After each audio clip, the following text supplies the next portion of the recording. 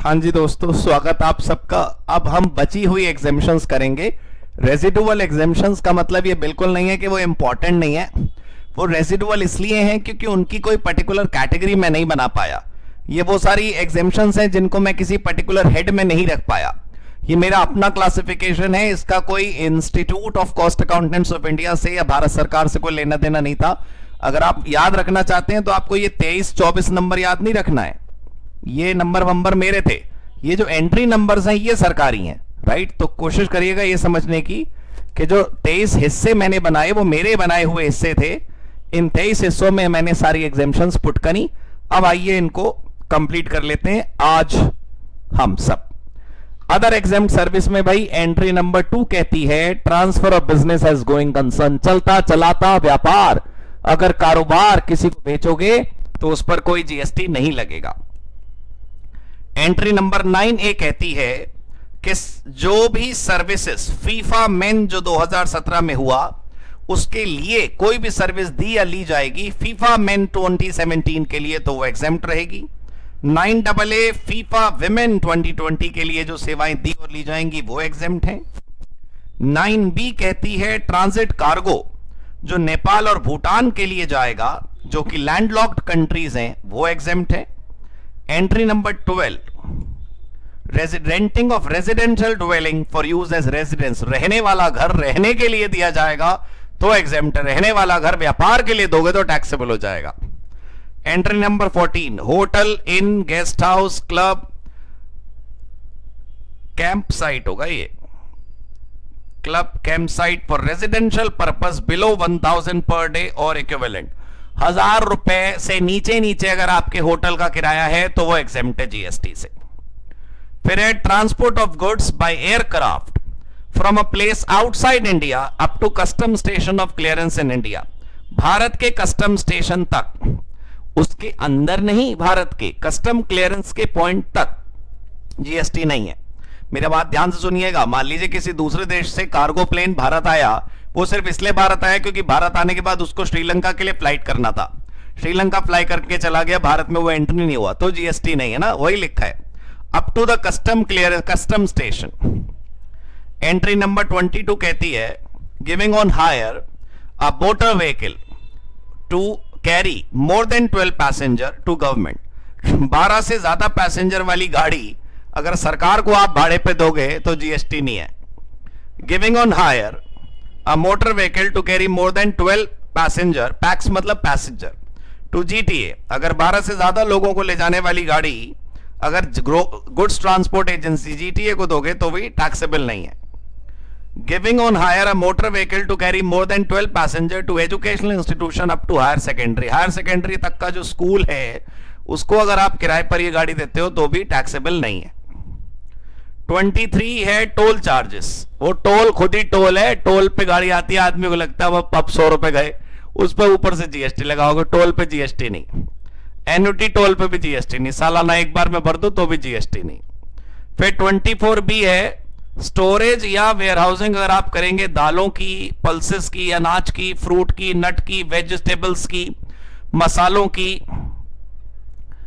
ये क्या है, चेक करके ठीक कर दूंगा सर मैं। ये शुगर केन की, जैगरी की, रॉ वेजिटेबल फाइबर्स की, जूट की, इंडिगो की, अनमैन्युफैक्चर्ड टोबैको की, बेटल लीव्स की, तेंदू लीव्स की, कॉफी और चाय की तो जीएसटी नहीं है उस वेयरहाउसिंग चार्जेस पर। एंट्री नंबर 25 कहती है ट्रांसमिशन और distribution of electricity bye N electricity transmission और distribution utility.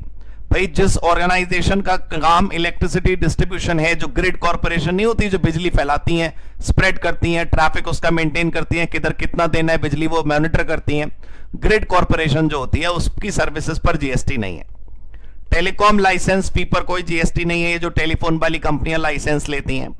Service provided by इनक्यूबेटी, इनक्यूबेटी समझते हैं आप, यूं समझ लीजिए कि एक ऑर्गेनाइजेशन होती है जो किसी नए स्टार्टअप को सपोर्ट करती है, किसी नए बिजनेस आइडिया को सपोर्ट करती है, तो जो सपोर्ट कर रहा है वो होता है इनक्यूबेटर, सपोर्टर, इनक्यूबेटर, और जिसको सपोर्ट मिल रहा है वो होती है incubatee. Up to turnover of 50 lakh, 50 lakh तक के टर्नओवर वाला, लेकिन 3 साल से ज्यादा पुराना नहीं होना चाहिए वो जो बिजनेस आइडिया ओनर है। Services by technology business incubator और science and technology entrepreneurship park, इसको स्टेप बोलते हैं। एग्जाम में स्टेप शब्द सुनो तुरंत आप उसे एग्जाम्प्ट कर देना। कलेक्टिंग और providing news by independent journalist, press trust of India और united news of India. Public library, उसके बाद है organising business exhibition outside India. भाई हिंदुस्तान से बाहर अगर आप बिजनेस एग्जीबिशन अरेंज करते हो, ऑर्गेनाइज करते हो, तो उससे हिंदुस्तानी व्यापार का भी भला होता है। स्लॉटरिंग ऑफ एनिमल, मेरे को नहीं पता भाई कि ये क्यों एग्जेम्प्ट है, लेकिन ये एग्जेम्प्ट है। अब आप इसे एग्जेम्प्ट कर दोगे तो हिसाब कैसे रखा जाएगा, पशु कटते जा रहे हैं। बोल नहीं ना, मैं सेंसिटिव टॉपिक है लेकिन गलत है। Pre conditioning, pre cooling, waxing, retail packing, labelling of fruit and vegetable. Services by national centre for cold chain development, NCCCD है ये। फॉरेन डिप्लोमेटिक मिशन की जो सेवाएं हैं वो एग्जेम्प्ट हैं। मैं आपको एक बात बताऊं, ये ना कीवर्ड है, अगर आप इन्हें याद कर लोगे तो आपको अच्छा रहेगा। One time charge payable on assignment of natural resource. Natural resource नहीं होता, जैसे कोल माइन है, उसका अलॉटमेंट होगा तो वन टाइम जो चार्ज आप पे करोगे उस पर जीएसटी नहीं है। Service by way of providing information under RTI, RTI की फीस नहीं होगी, उस पर जीएसटी नहीं होता। Services provided to a recognised sports body by, अब ये जरा इंपॉर्टेंट है, एक मिनट ध्यान से सुनना। एक तो बहुत इंपॉर्टेंट है, अच्छे से मार्क कर लो इसको, दिस इज वेरी कीमती। व्हाट डज इट से कि एक रिकॉग्नाइज्ड स्पोर्ट्स बॉडी है, जैसे sports federation of India, right, sports authority of India, वो सर्विसेज रिसीव करती है किससे? प्लेयर से, अंपायर से, रेफरी से, तभी तो उन्हें पैसे देती है। भाई ये जितने खिलाड़ी हैं वो खेल खेलते हैं, पैसा लेते हैं, तो इसका मतलब यही तो हुआ कि जो स्पोर्ट्स अथॉरिटी है वो कस्टमर हो गई और जो बैट्समैन है, जो स्पोर्ट्समैन है, वो सेलर हो गया। वो अपनी सेवाएं दे रहा है और स्पोर्ट्स अथॉरिटी सेवाएं ले रही है। अब आप सोचो, बीसीसीआई ने, board for cricket control in India ने, बीसीसीआई ने क्रिकेटर से को पैसे दिए और उसको बोला भाई तू मैच खेल। वो क्रिकेटर कह रहा भाई हम हार गए तो हमें क्या मिलेगा? तो बीसीसीआई कह रही अरे हारे जीते उससे क्या है, तो तो फीस मिलेगी तेरी। तो BCCI is a customer and that player is a seller. तो सेलर अगर प्लेयर है तो पैसे भी तो लेता होगा बीसीसीआई से, उस पर जीएसटी नहीं है, ये लिखा है बस। लेकिन अगर वो प्लेयर रिकॉग्नाइज्ड ऑर्गेनाइजेशन के लिए खेलेगा तभी उसकी फीस पे जीएसटी नहीं है। हमने मैच आयोजित करा और विराट कोहली को बुलाया और उसको फीस दी, उस पर जीएसटी है। ये देखो ध्यान से सुनना, एक एक शब्द क्या लिखा है। Services provided to a recognised sports body, और कौन सर्विस दे रहा है? सेलर कौन है?